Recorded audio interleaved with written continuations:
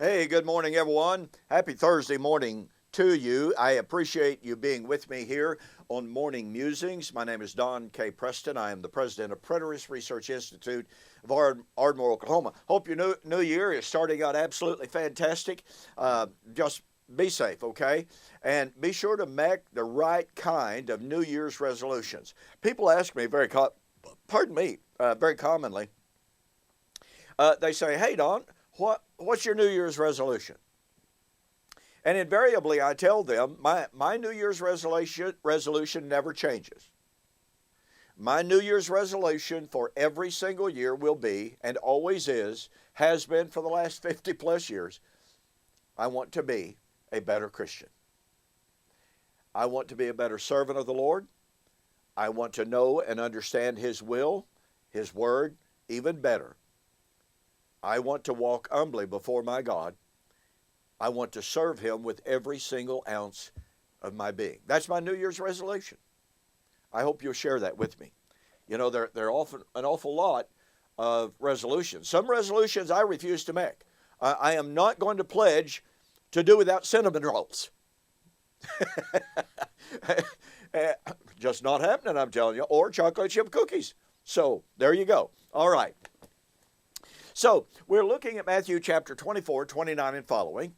I shared with you earlier in the week about how we must approach the text. We cannot approach Matthew 24, 29 and following in the literalistic Grecian worldview that insists the Bible says what it means and it means what it says. Now, if we're Hebrew in the first century, totally conversant with the Old Testament, with the Tanakh, and the apocalyptic language used there, then we could justifiably say, hey, the Bible says what it means and means what it says. But you and I were not trained in that worldview. You and I were not trained in that form of literature. You know, Paul Manier, a very noted scholar, wrote in one of his books that the New Testament writers use the language of decreation, language that sounds like heaven and earth is going to be literally destroyed. They quote from Old Testament prophecies that use that language.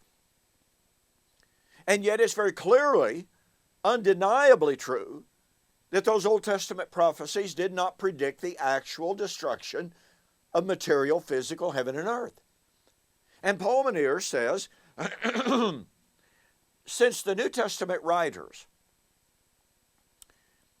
citing that language, quoting that language, it is remarkable, he says, that not once do they ever stop to explain the language. What does that tell us? That tells us that they expected their audiences to fully understand the language they were quoting from. Thus, if they're quoting from a text that is demonstrably metaphoric, undeniably non-literal, they understand their audience to understand that. But as some of the citations I quoted for you yesterday, read to you earlier in the week, not yesterday, the early church became Hellenized. They lost touch with that metaphoric language. Now, I want to share with you just an example or two today of that kind of language. I'll be sharing a bunch more examples of this, all right? But we absolutely must become more conversant with the Old Testament use of apocalyptic language. I will never, ever forget in my early journey, in my early struggles with eschatology, when I began to read the Old Testament language for myself and to look at the actual context of what was being said, to look at the historical development and fulfillment of what was being said, it blew me away. I was raised believing, hey, Bible says what it means what it says, and if the Bible says at the day of the Lord the sun's going to be dark and the moon's going to be turned to blood, that's exactly what it means. It blew me away to discover that language was never, ever fulfilled literally. Never. And it was never intended to be taken literally. Now look at the reference in Genesis chapter 37. Joseph, for whom his father had built or made him that beautiful garment of many colors, was hated by his brothers. And you just got to figure that, as most brothers have a tendency to do, Joseph kind of liked to goad him a little bit. Don't all brothers do that? I did. They did. Anyway, Joseph had a dream. And he imposed on his brothers, "Let me tell you my dream." They seemingly didn't want to hear it. But he said, "We were binding sheaves in the field, and then behold, my sheaf rose up and stood upright, and indeed your sheaves stood all around and bowed down to my sheaf." Oh boy. And his brothers said to him, "Shall you indeed reign over us? Or shall you indeed have dominion over us?" So they hated him even more for his dreams, for his words. Then he dreamed another dream and told it to his brothers and said, "Hey, look." He's goading them again. "I have dreamed another dream, and this time," watch this now, catch the power of this, "the sun, the moon, and the 11 stars bowed down to me." So he told it to his father and his brothers, and his father rebuked him and said, "What is this dream that you have had? Shall your mother and I and your brothers indeed come and bow down to the earth before you?" The sun, the moon, the stars bowing down.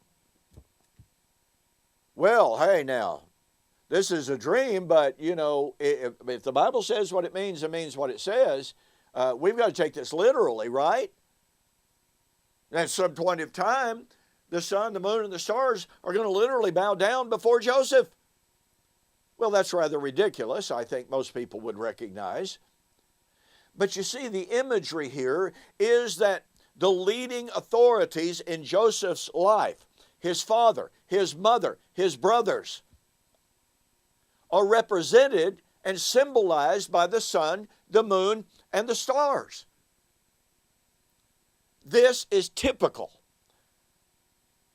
This is normal Hebraic language expressing this mental image, this mental picture is expressing a historical reality that was going to come to pass.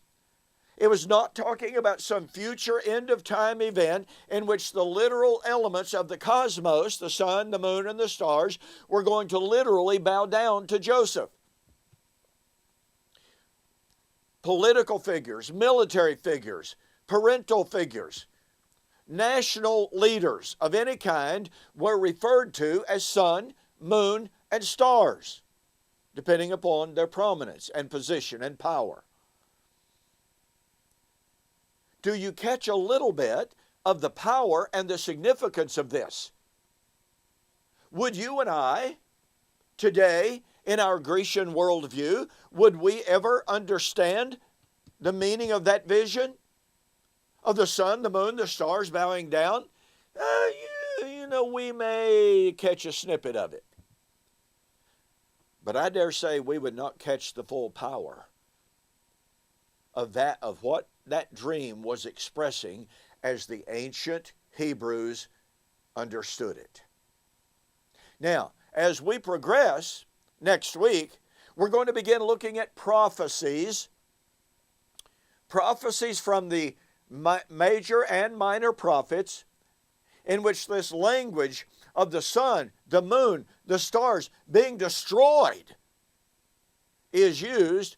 And we're going to demonstrate that language, which, by the way, served as the source for Jesus' prediction in Matthew 24:29 and following, that language was not fulfilled literally, was not supposed to be fulfilled literally, but depicted, symbolized the fall of kings, governors, kingdoms and nations. So, you don't want to miss that. In the meantime, don't forget, tomorrow we'll continue my review and refutation of Lance Conley's book, Hope Resurrected. And what I will be examining tomorrow will segue beautifully into what I'm sharing with you right now and the choice that we have to make when it comes to Matthew 24. The choice that we have to make is tremendous. If we take the language of Matthew 24:29 and following literally, then when we come to verse 34, we have a humongous problem because Jesus said those verses, what was predicted in those verses was without any doubt going to be fulfilled in that generation. Now, you're going to see as we continue the absolutely incredible, the absolutely unbelievable, the absolutely desperate attempts that are being made by former preterists to totally redefine all time statements in the Bible. So, stay tuned. I will see you on the flip side.